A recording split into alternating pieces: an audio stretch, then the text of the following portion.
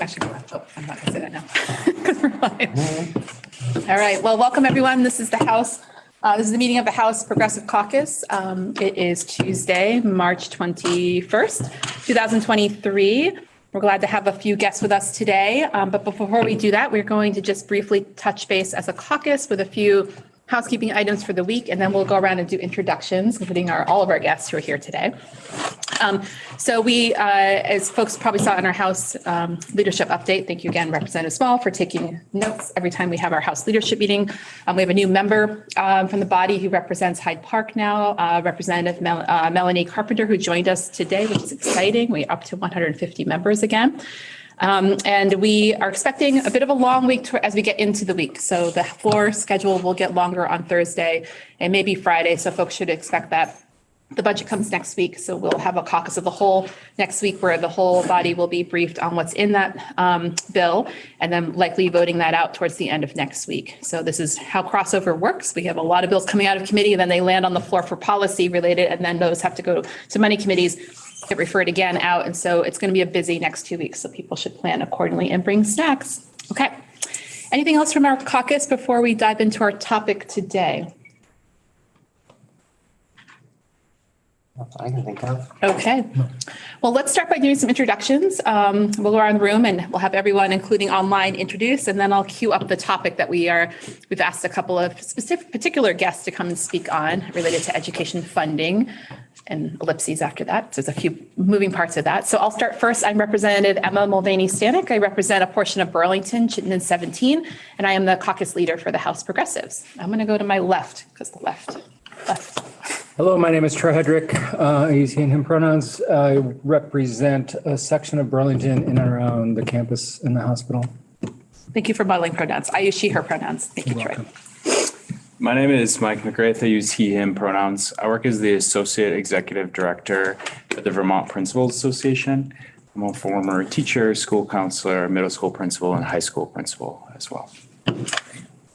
I'm Colin Robinson, he, him pronouns. I am the political director for Vermont NEA, the union that represents 12,000 teachers and school support staff across the state, and a proud constituent of Representative Hedrick's and Representative Chena, who is another might be online. member of this caucus. I'm Representative Mary Catherine Stone, proud Democrat progressive, and I represent Chittenden 14 in Burlington and serve on the House Committee on Education. My name's Sarah Shortino. I use she, her pronouns, and I live in the south end of Burlington, and I'm the legislative assistant for the Progressives. Representative Taylor Small. I also use she and her pronouns from the great city of Winooski and serve on House Human Services. Hi, I'm Rachel Adelsheim. I use she, her pronouns. I'm a fourth-year medical student going into pediatrics. Hi, Dana. Everybody knows Dana. Hi, everyone. Thanks for having us. My name is Liana Mathias, she, her pronouns, and I am going into OBGYN, going to Denver. Such critical fields. Thank you, both of you. And Dana, last but not least, actually, and then we'll do Alana in the back, but Dana first. You're on mute. That's okay. Classic 2021 move. Hey, folks. My name is Dana Kaplan. I use he and him pronouns, and I am the executive director of Outright Vermont. Outright is Vermont's LGBTQ youth-facing organization working to build hope, equity, and power for young people. Happy to be here. Thanks, Dana. And last but certainly not least, Alana. Hi, Alana Tate, she, her pronouns from House Clerk's office. And Alana is our amazing clerk who's with us every week when we have our caucus meetings and keeps us operational. All right. So with that, we're really appreciative of having Dana, Colin, and Mike here in particular, and of course our colleague Mary Catherine, who serves on House Education, because there's been a large looming issue that has been facing the state of Vermont for more than just this session around how we handle funding of public dollars into our education system.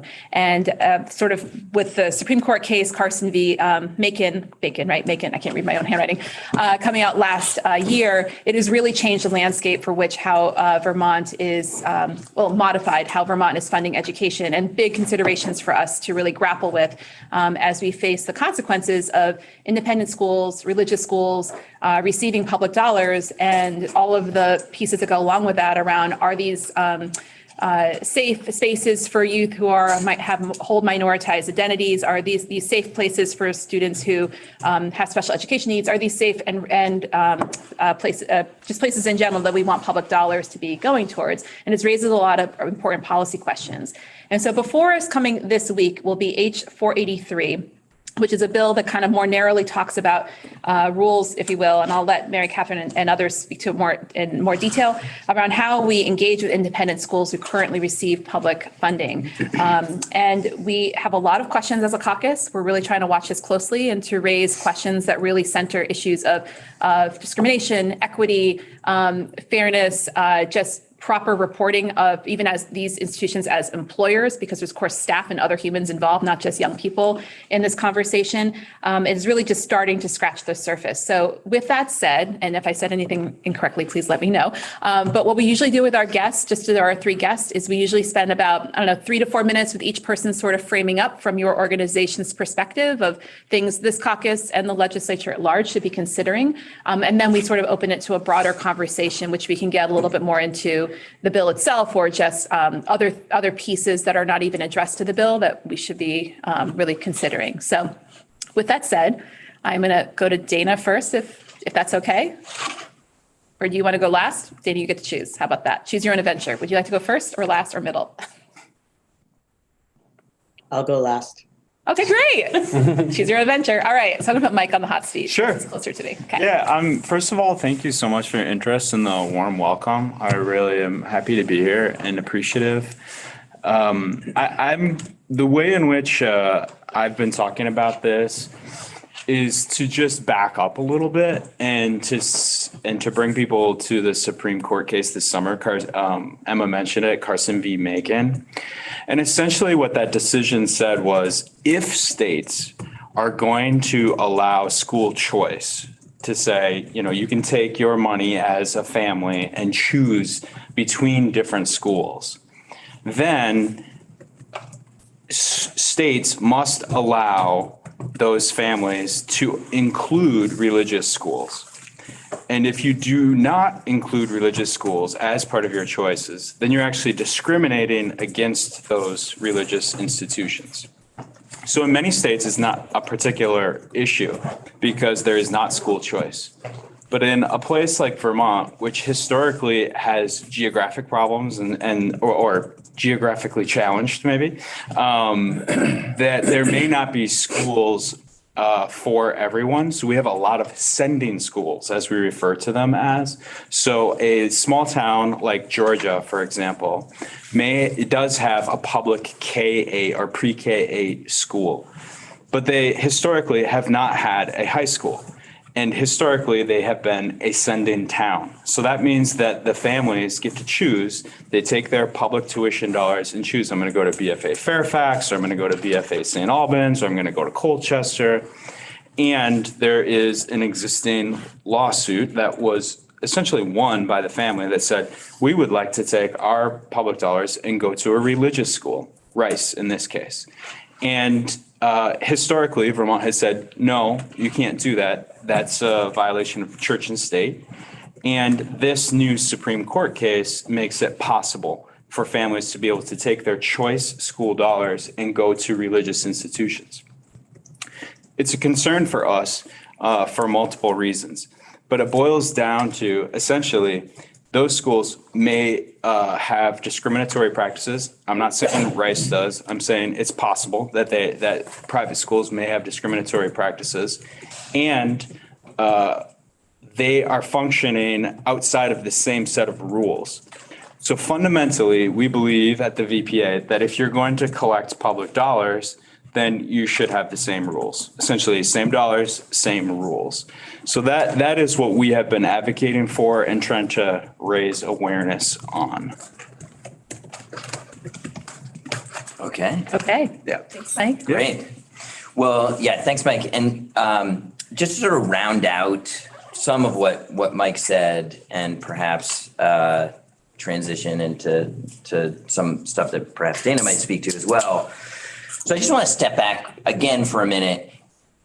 The confluence of national politics, a radical U.S. Supreme Court have created the moment we're in, We have a confluence of 200 years of history in Vermont with what's known as the town tuitioning program, but let's make no mistake, it's a public voucher program going to private schools. They like to call them independent. They're private schools that we would call them in other states.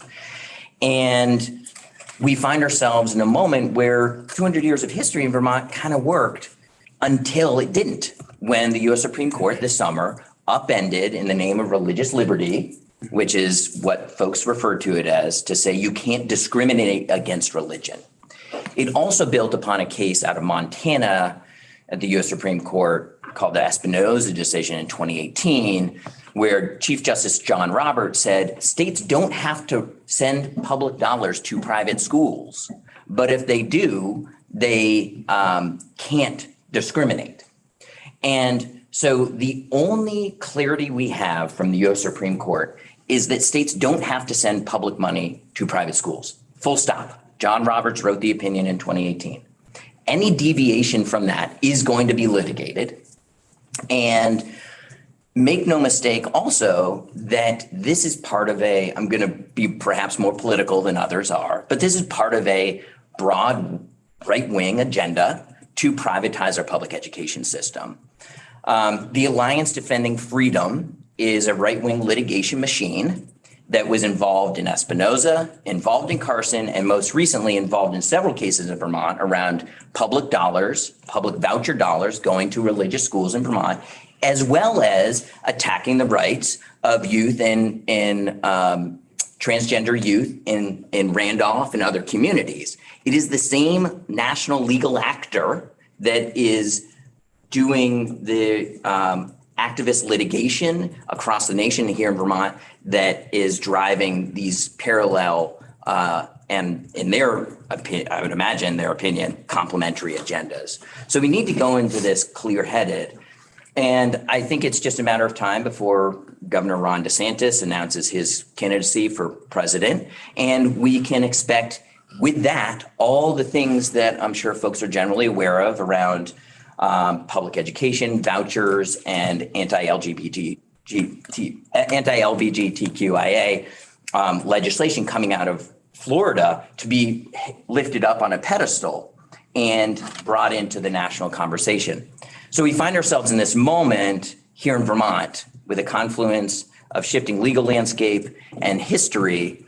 And that is the beginning of the conversation that is starting with H 483, which I'm sure others can speak to the details of. I want to be clear, we see at Vermont NEA 483 is the very beginning of what will be a multi-year conversation about how we ensure our public taxpayer dollars are going to support public education and ensuring that any entity that receives those public dollars are following the same rules as other public institutions. Thanks, Colin. And then we'll go to Dana, and then we'll open it up for questions. First, what folks have raised so far, and then more specifically to 483. And I might also put our colleague, Representative Stone, up first on that one, just to give us a lay of the land on that bill. So Dana, I almost called you Representative Dana Kaplan, maybe one day. Maybe, probably Maybe. not. Okay. So, hi folks, Dana Kaplan, he, him pronouns, Outright Vermont's executive director. I'm wondering how helpful it might be for me. I think one of the things that I was prepared to do was just sort of speak to what we know is real and current right now for LGBTQ youth in schools, and then happy to get into specific comment about this bill, but how much is it helpful for me to provide that context for folks? And I think that's incredibly important to sort of just lay the groundwork of reality of what's happening in our schools today. So please do start there, please. Okay, great.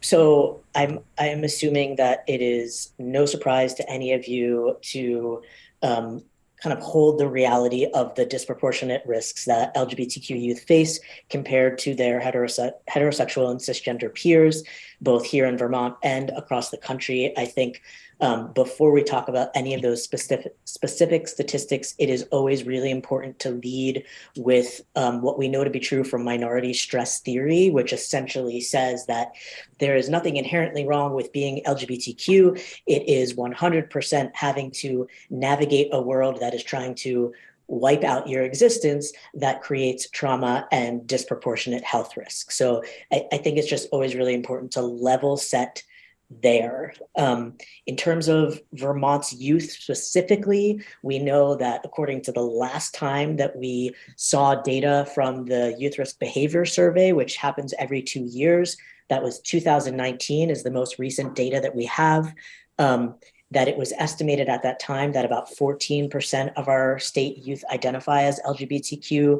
We anticipate that that number is actually closer to 20% or so, based on national statistics and what we know to be a growing population of young people who identify somewhere outside of a gender binary and within a queer framework.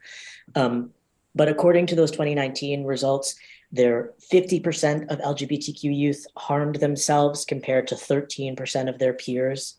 36% made a suicide plan in the last 12 months compared to 9% of their peers. 19% of LGBTQ youth attempted suicide in the last 12 months compared to 4% of their peers. And that essentially means LGBTQ youth are 5 times as likely to have attempted suicide in the last year than their heterosexual and cisgender peers. And we have to keep in mind that that is data from before the pandemic and before we're seeing this cascading coordinated effort to attack trans people in general and specifically trans youth. According to a trans legislation tracker, which tracks legislation that is essentially seeking to block trans people from receiving basic healthcare, education, legal recognition, and a right to publicly exist, there have been 483 bills introduced in 46 states. Of those, 16 have passed, 425 are still active, and 42 have failed. Again, a majority of that legislation, which is specifically focusing on trans youth. And I think, you know, we tend to fall into Vermont is so unique. Vermont is this sort of special snowflake. And it's really important that we ground ourselves back to this is real and alive and happening here in Vermont for young people. Look in Winooski, look in Randolph, look at what's happening with Long Trail, et cetera, et cetera. Like on the daily, this is really what's happening. And we know that this type of policy impacts the lived experience of young people. There was a poll in January from the Trevor Project that provides crisis support for LGBTQ youth, and they found that essentially 85% of trans and non-binary youth said that their mental health was negatively affected by these laws. Again, I think it's really important for us to ground back in what's happening here in Vermont. There are plenty more statistics to be able to share in terms of the ways that LGBTQ youth are disproportionately impacted and at risk. It's also really important for us to ground in, we know the things that help. We know that having gender and sexuality alliances, we know that having ongoing trainings for teachers and administrators in schools is critical. We know that having inclusive policies on a state level and down to student handbooks is critical to making a difference, and that having clear and enumerated anti-discrimination policies with full accountability and a process for repairing harm and holding folks accountable is really, really critical. So there's a lot of work that we can be doing and a lot of work that y'all can be doing. And we're super, super appreciative of your attention to these issues and the understanding of what it's going to take for us to course correct hundreds of years of systemic harm that is really being amplified right now. I will close with just putting in a brief plug for a couple of the ways that specifically we see you all showing up, especially as champions here. I think it is important for us to explore a more robust partnership with the Agency of Education to support LGBTQ kids. The ways that you all can support the Vermont Principals Association with their very clear decision around who gets to participate and who does not get to participate based on poor choices that people are making. I also want to encourage you all to think about a very specific action as it relates to LGBTQ youth here in Vermont that is timely, which is to say that on March 31st, we are having our annual statewide Youth Leadership Day at the State House. And there's going to be a youth speak out where they are going to share a list of asks and demands that they have. It's tied to a national effort that is happening with LGBTQ youth across the state on that particular day. And one of the asks to y'all is to consider both showing up to hear their demands and also thinking about the possibility of a resolution that is tied with Leadership Day at the State House that acknowledges their wisdom and resilience and sort of this really toxic landscape that we are all navigating. And the last thing I will say was, please, let's make 2023 the year that we've got a legislative team at Outright's annual fire truck pull. I think that it's an incredible opportunity. Incredible opportunity. We've been trying to get it off the ground for years, and if not this year, then I don't know when. So I'll pause. Challenge accepted on that one, Dana, that last one, Dana. And the resolution one, if it's not in the works yet, it will be. So I'm confident this caucus at minimum will put that forward. So thank you for those much more smaller, very low hanging fruit things that we can easily do. So thank you, Dana. Okay, this is such an important and heavy topic, but we have a bill in front of us that will be coming up in a couple days, and I'm hoping that Representative Stone could just give us a little bit of an overview of what is actually in H483. And as Colin, I think, said before, this is one small piece of probably a whole mosaic of policy that really needs to be developed in the state as we, again, respond to the ever-changing legal landscape for which we are operating in, and the ever-changing reality landscape that young people and students and staff are facing in schools in Vermont. So Representative Stone, can you give us a little overview, please, of that, and then we'll open it up for a larger discussion. And welcome to our additional guests who've all arrived. Yeah, so this bill has a lot in it, and I think at the heart of it, we are trying to improve oversight of publicly funded independent schools. There are a lot of opinions in the room. And I feel like there's still a lot of work to be done. And I said that on record on Friday, right before this was voted out. I would encourage you just to pull the bill up if you don't already have it, because it pretty much lays it out.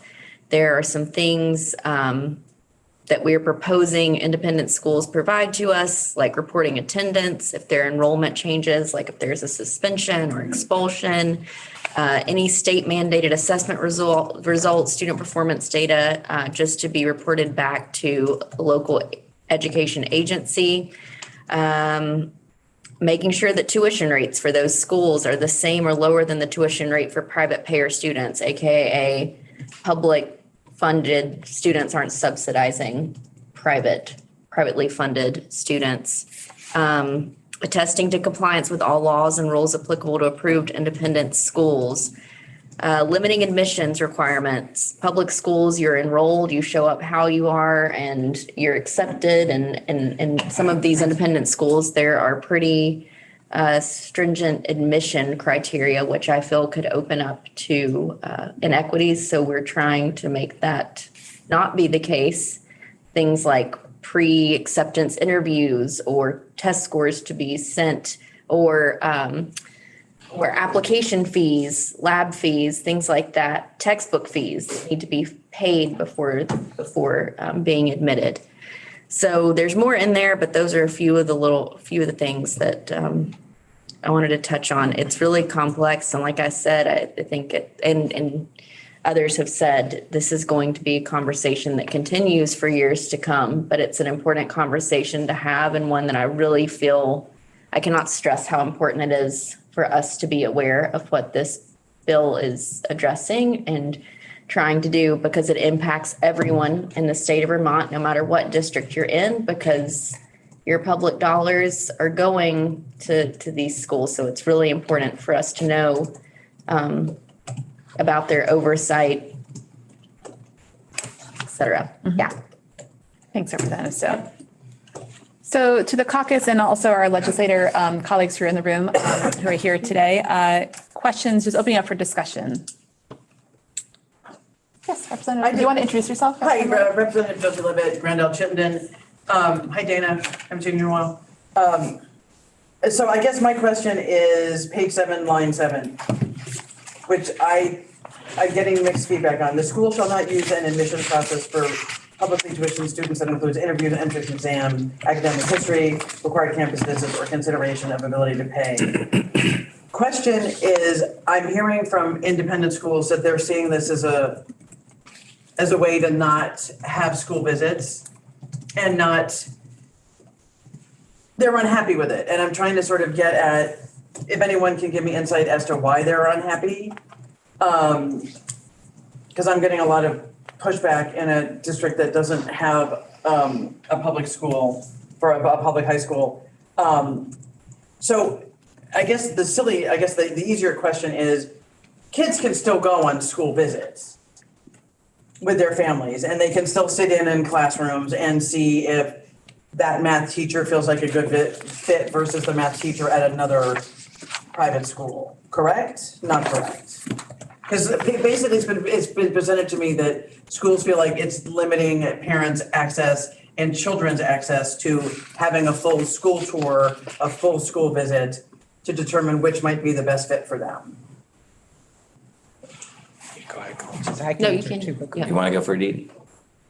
Okay. I'll try. I want to finish chewing. So Colin Robinson, Vermont NEA, spent a lot of time sitting in House Ed on this. I believe that the intent as written is to make that not a requirement for acceptance. Right. Okay. So it doesn't say that right now, if you're going to your local public school, as is the right of anybody, it's very common for the schools to host a, kindergarten open house for kids who are coming into kindergarten, high school open house.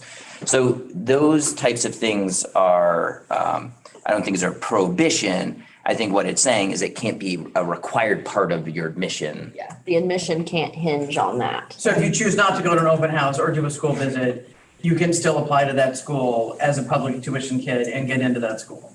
Can I say it Fundamentally, a different way? What? Can I say it a different way? Any information? You want to introduce yourself? Oh, sure. Edie Granning, representative. However you want to identify today, that's how we Okay. roll in the House Caucus, yeah. Any information learned from this, that the school learns during one of those visits cannot be used to determine eligibility to attend the school. Okay, so they can't sit down and say, well, they wore like a death metal t-shirt, we're not gonna let them in. Right. But it's not saying you can't come to the school and visit and have a full enriched experience to make sure that this is a good fit for your kid. But nothing that happens that day can affect your kid's application to that school. Yes, your Okay. admission should not Admission. hinge on Got that. it. Thank you. You've answered the question I needed answered in a very succinct way. Great. Come anytime to our House Caucus meetings. Thanks for tag teaming that question. I have a question, but does anyone else, I'm looking at my colleagues. I am curious to know, Dana, you had mentioned earlier on that you had some thoughts on the legislation before us as well. So I absolutely want to hear what you have to say, Representative Mulvaney-Stanek, but also would love to hear if there were things that you wanted to bring into the room, Dana. Sure, thank you. I think the only thing that we noted was that the bill as it stands doesn't seem to create a course of action for students at private schools that have experienced discrimination. And so I'm just wondering, that is something that could come later or something that we want to try and advocate for at this point within this bill. But I know that there are a lot of concerns about sort of a unified process by which folks that have experienced discrimination can have their either have some sort of an appeal process or just make sure that there is a specific course of action that is outlined. That was really the only thing that that we wanted to flag at this time. Thanks, Dana. I think Representative Granning has a possible response. Yeah, Dana's absolutely right. It doesn't. What it does do is it requires annual attestations that discrimination isn't happening in order maintain approval to receive the money. So right now, the most often a school would have to attest to non-discrimination is every 5 years, but this bill would make it annual. So that information could be pulled in as part of rulemaking as to whether a school is approved to continue to receive public funds. But it is not in the law. That's absolutely right. So I would see that as an opportunity. Thank you. Yeah. Well, building off of that, one of the areas of the bill that I have some concern with is related to that annual self-attestation process, because you're self-attesting that you're complying with all these things, all of them. That's just that process in general, I think, is a pretty weak way to verify what is actually happening in reality in these independent schools. The other thing, more to narrow in more specifically, is when you are self-attesting that you have adopted and implemented policies and procedure. I'm just quoting from page 7 of the bill, that comply with the Vermont Public Accommodations Act and the Vermont Fair Employment Practices Act. That in particular makes me nervous that there is really that is an adequate level of reporting that we're expecting of independent schools, because when even filing a Public Accommodations Act or a Fair Employment Practice Act is a complaint-driven process. So it makes a wild number of assumptions that someone is even able to, be it a family on behalf of their student or even a staff member on behalf of themselves, is able to even, because of all the power dynamics, able to file a complaint and be able to have that be on the record, for which then an independent school would be able to say, yes, we had 1 or 10 or 0. So I think that's a problematic way of saying these rules apply to public schools, but it is such a, it's not like we're randomly auditing these schools or there is some other kind of level of enforcement or oversight happening. It's really a sort of just a trust fall that these folks will comply. And if anything, what we've seen playing out in recent months shows that this is not happening with institutions. And to me, that is a serious concern. While I understand that this has turned into more of a soapbox moment, but this is a moving us slightly in a different direction where it's annual versus every 5 years, and that there's some other provisions put forward. To me, it's still not strong enough to guarantee that at the end of the day, discrimination is not going to happen and does not happen, because we know it happens informally all the time where people are asked to exit stage right because they're not a right fit, be it, again, an employee. I really want to emphasize employee or a student in these spaces. So I have that concern. I don't know if folks want to respond to that. Yeah, and there's another whole set of rules, the 2200 rules. And if you go back and look at the testimony that Dan French gave last week, I believe it was the 14th, I asked him 2 times on record if there was a mechanism for enforcement of these rules. And the 2200 rules were put forward by the Vermont State Board of Education. It's a manual rule and practices for independent school program approval, things that they have to adhere to in order to get the approval. And there is no mechanism for enforcement. They look at it when these schools are given accreditation, but after that, the only time it's looked at is if it's led by a complaint. So it's a complaint-driven process, which in my opinion opens the door for problems, because we're asking parents to already do so much, and now we're saying to ensure that your child is getting a safe and equitable education, we're putting the onus on you to know that things are happening, and then to take the time and figure out how to navigate a system to report those problems, because there's nothing in place. And that is something that, again, you can fact check me. I asked Dan French twice on record, and he says there is no mechanism for enforcement of the 2200 rules, only complaint-driven processes. And just to underscore, the 2200 rules are the rules that have been approved by our State Board of Education to govern private schools that receive public dollars. So they're operating with an entirely different set of rules as is. So what is so in terms of those rules, 2200, sorry, come from the land of commerce. So I don't know the 2200 rules. So how does 483 then start to interface with those rules? I mean, to anyone, I'm sorry, didn't mean to make. Do you want to? No, please. I'm chewing. I'll answer after. I'll just say, as a general matter, I think obviously, statute and rules are different types of laws, but putting something in statute, I think, carries additional weight as a general matter. And so in so much as there are things that are sort of, for lack of a better word, kind of belt and suspenders from things that are in Rule 2200 that are in here, that is just further solidifying that. I do think that this bill goes further than 2200 on things like open enrollment, which is a fundamental principle of our public education system. If you live in a community and you are a child who is going to exercise their right to a free and equitable public education as conferred upon them by the Vermont Constitution, you go to your public school and enroll, right? And this is just saying, okay, these public dollars that are going to private schools through a voucher scheme should have that same basic standard of open enrollment. And that's not something that exists as robustly in Rule 2200 as it exists in this bill. I think that'd be a fair statement. So it's tighter bills and tighter. Yeah, can I just add, Please. It also sets up a system that is a little bit more transparent, that requires schools to notify the LEA, notify the learning, the group, whatever the municipality that sent them there, when a student is disenrolled. So that is totally not transparent at all right now.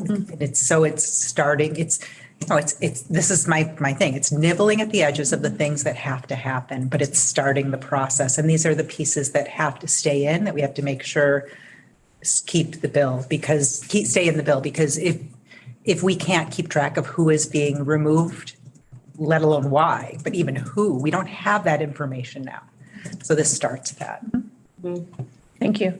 Representative Small? I'm glad that you brought up open enrollment, because I'm hearing arguments in the building that the bill in its current form sets up an inequity between our independent schools and our public schools, and that we're asking more of our independent schools when it comes to open enrollment than we allow even for our public schools. Is that your interpretation of this bill as well? Appreciate the question, and I imagine that conversation will continue as it moves to the fore, and I'm sure the Education Committee might engage in some conversations there as well. What I will say is, when I hear that, I hear apples and oranges, because you represent Winooski. I used to live in Winooski, wonderful community, and citizens of Winooski, kids in Winooski, go to Winooski school, right? They can access it. There's no application process. You fill out the form to make sure they have the requisite contact information, and the child is enrolled, right? And so that is a full and complete open enrollment system. What this bill does is attempts to move towards a similar type of system for our private schools that choose to receive public dollars. When I hear folks talking about that, they're actually conflating what is right now a situation where and Mike, you might be able to speak to this better than I, if a resident of Winooski says, I'm actually not sure that the Winooski High School is a good fit for my child. I want to see if they can go to South Burlington High School or wherever. There's some specific language around what is called public school choice that has a specific set of parameters around it. But fundamentally, what we're talking about here is that initial gate of accessing your constitutional right to a free, quality public education. And so I think there's a little bit of apples and oranges comparison here going on when I hear that argument. That is trying to be addressed to bring a situation where we're doing apples to apples on the basic entry point. And if I may just follow up on that, the public school choice piece is on the parents and the students' end, not on the school's end, if I'm understanding that. Yes. And again, Mike, feel free to jump in here. If that is a situation, so in Winooski, a child has the right to attend their local high school, period, full stop. Yep. If the parent and child choose and realize that might not be the appropriate fit, that's when they can explore this other avenue. And there are provisions that allow superintendents to say, oh, actually, we don't have enough space for this student to join us in South Burlington, say. Yeah, there's a very small program, small p, which is, I think there was a practical application of What comes to mind for me as the former high school principal of Montpelier is that there are two high schools in Montpelier, U32 and Montpelier High School. And there are instances where, a family had many students in the Montpelier system. They move just across the line and they've got one student who wants to continue to go to Montpelier High School instead of going to U32. And there's somebody that has the reverse from U32. And so then it's just like, okay, we're just exchanging, right, these students. So there are multiple iterations of that, but I would say it's grounded in a practical approach like that is all public students and representing the same public tuition dollars. And represents a relatively small portion of what actually happens. Thank you. Can I build on that? Are you building off of this, or hold on one second, are you building off of this? I'll go put to a Troy, new Representative wrinkle. Hendrick and then. So how close does this bring us to that slippery slope of a Burlington family wanting to use their public tuition dollars to go to Rice? Yeah, I can answer that. I mean, the big question is, I don't know. I mean, like in the big scheme of things, but the way we currently are, and correct me if I'm wrong, is that we're really talking about places that have choice, right? So my case with Georgia as a sending school, that's where the door is really open, right? And in a town like South Burlington, which does not have school choice, right? If you're going to tuition outside of South Burlington public schools, you take your own money and you make that choice. But you're not taking public dollars with you. So that is currently closed, I would say, to towns without choice. But it does feel vulnerable, right? As more and more, as the door gets opened potentially wider on school choice and voucher programs. Yeah. President Granning? Yeah, so I just wanted to build on what you were saying. In the public school system, the money doesn't follow the student. Right. So there's this school choice where you have a certain number of slots that every public high school says, we will take these other public school students because it doesn't increase the cost for us to educate the students there. Because the money doesn't follow the student. Where when you have a private school saying, it's harder for us, you get the money. If you get the student, you get more money. In the public system, you don't get any more money when you get that student. And I think that that's the other piece of apples to oranges, right? So I think that's really an important factor here. And to build on that one more time, it is a subtraction in the example of school choice, again, with Georgia. Because that student elected to go to a private school, it means that they're not going to South Burlington or BFA Fairfax, which means one less per pupil that the state would reimburse. So it's, it is a subtraction from wherever that public system would have had higher numbers. Right. We're going to go to, I was going to say Representative Robinson. We all should just run for office apparently. We're going to go to Colin, and then Dana, I want to see if you have any final thoughts because we're about out of time. And I just want to make sure we have final thoughts from our guests. Colin? So because this is an active litigation space, and I mentioned early on the Alliance to Defend Freedom. So there's actually a Vermont Supreme Court decision that came out on Friday addressing this exact question that Representative Hendrick asked, the Vitale case against Bellows Falls Union High School, where the family claimed we want to be able to, under Vermont's constitution, send our child to whatever high school we want, even though they have a public high school. And the Vermont Supreme Court said the Vermont Constitution they upheld Brigham, guarantees right to public education, but it doesn't guarantee a choice construct. So in the case of Bellows Falls Union High School, they have a high school and that child has a right to attend high school there. It does not confer upon them a right to choose what high school to attend in Vermont. So that was literally just Friday that the Vermont Supreme Court came out with. Is it going to continue? Litigators are going to be litigating these things. So your guess is just as good as mine. Okay, Dana, let's just do final closing thoughts. Dana, do you have any final closing thoughts? And then I'll go to Colin and Mike if there's anything folks want to wrap up with.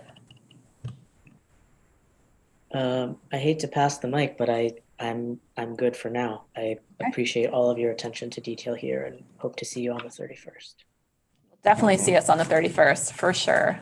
Mike, do you have any closing? Yeah, one thing that I would attend to, at least you're thinking, is the Vermont Principals Association and our schools and our school leaders rely really heavily on a document from the Agency of Education called Best Practices for Supporting LGBTQIA Youth. And I think it is worth updating. It probably was viewed by several million people over the weekend across the country and globe, as it was linked in our press release around the VPA's decision to stand behind our policy for supporting transgender youth and student athletes. And that's just a lot of pressure on one document. I would say that the legal framework is in relation to Title IX and a U.S. Supreme Court case from 2020. And if there are ways to strengthen our legal backing, I would encourage that because there's definitely a lot of pressure on it right now. And I would say thank you again for your interest and your support. It is definitely a national topic with a lot of attention here in Vermont as well. And, whether or not it should be a hot topic, it is. And there are a lot of varying opinions. So anything that we can do to communicate well, to communicate clearly, both with law and with our neighbors, I would encourage us all to do. Thanks, Mike. And thanks for flagging that best practice document too. Yeah. Colin. Just thank you very much for all your work. Thanks for the conversation and look forward to working with you all in the months and years to come on this really, really important issue. Great. Thank you. Well, thank you. Thanks to everyone who, our three guests who joined us, Dana, Colin, and Mike, and to all of the folks who joined us as well in the room. Appreciated just the start of this conversation around education policy and sort of with this, 43 that's right in front of us, but more that needs to clearly be done as we look at all the interworkings beyond legislation, frankly, that we can support students and folks who work in our schools. So with that, we'll end, and thanks so much. Bye, Dana. Thanks, everyone. Oh, bye, Brian.